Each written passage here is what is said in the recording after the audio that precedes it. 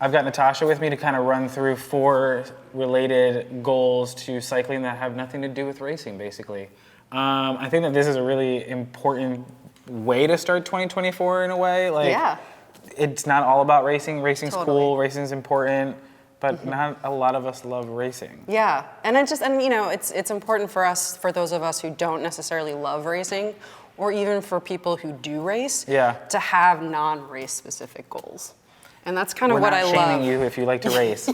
Racing is awesome. Racing is cool, but different way of approaching it. Yes, yeah. So these are some goals that might actually, anybody could sort of benefit from playing around with in their cycling, I think. And we had the fortune of talking to 2 really, really amazing coaches, Allison Powers and Kim Geist. Oh, sick. Okay, yeah. Yeah, and they both, we were able to kind of pick their brains for some suggestions for these 4 ideas too. And so the first one that they mentioned to us is just ways to make your rides more mindful, which is kind of getting rid of tech, so to speak, and sort of listening to your own body and sort of feeling what different exertion ranges feel like, as opposed to just seeing it on the screen. So does that look more like ditching the Garmin altogether or just turning the screen off?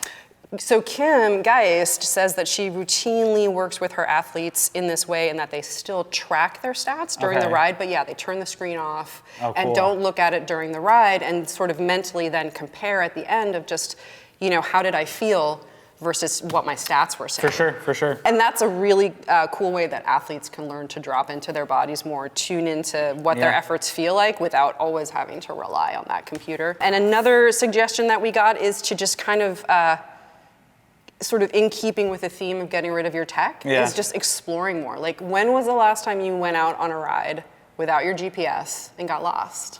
Or just kind of rode around and explored and just used that muscle, use that exploring muscle, right? Do I have to come back at a certain time? Do I have any responsibilities anymore? I don't think so. No, not in this thought exercise. Perfect. And it's another really fun way to just find new routes, and just get to know your neighborhood more. And again, just sort of shifting gears a little bit, right? Like getting back to sort of the roots and the foundation of why do we do this? Why do we ride bikes?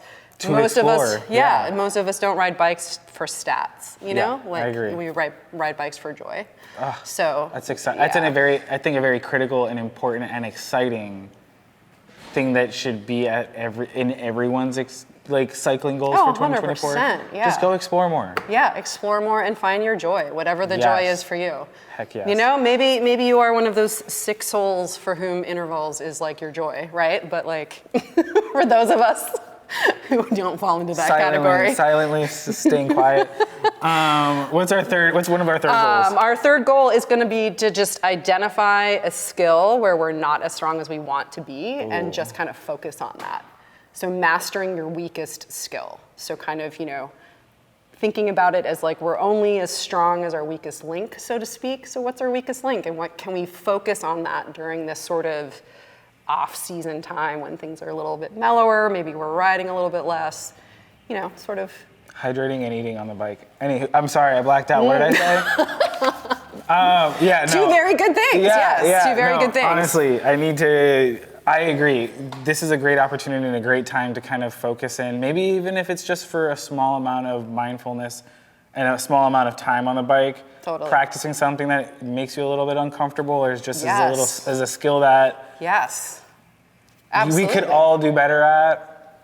I know that I got to do more one-leg drills just in general. You know what? And I was about to say that because it's also a great time to identify any muscle imbalances that you have and maybe incorporate a training program to shore some of that up. So just kind of like you're doing some housekeeping, so to speak. But do it fun. Keep it fun. Yes. Throw some music on and do some salsa in the background while you're doing it.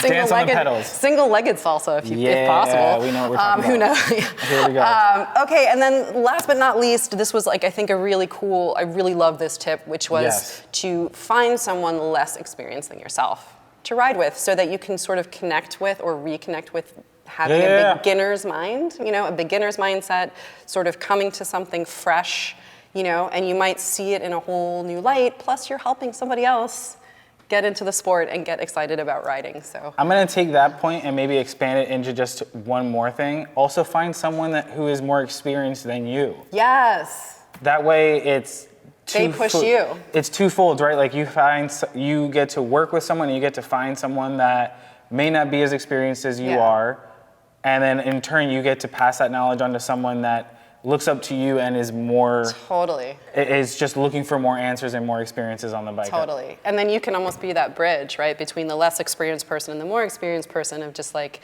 this doesn't have to be super intimidating. Like you can get there. It sounds like we're having a group ride now. It does. It does. Are we ready to go? Well, we've been talking about riding gravel together for a while. Yes, so I know. we as soon as this weather is not this craziness that we're having anymore, that's what we're gonna do for sure. Send us your boogie boards and your your beach recommendations. Yes. It's pouring and it's pouring. It's just nasty. It's very cold. It's doing the winter thing out here. Yes. But guys, those are 4 cycling goals or for non-racers that you guys should be mindful of. Or those are just tips and recommendations that we have. Please share with us. Yeah, if you guys have any other tips and recommendations, yes. like if you guys are working on something that has nothing to do with racing, send them in, and maybe we'll talk about them in a future episode. And maybe we'll add it to the list because I think that this list will grow in the future. Absolutely.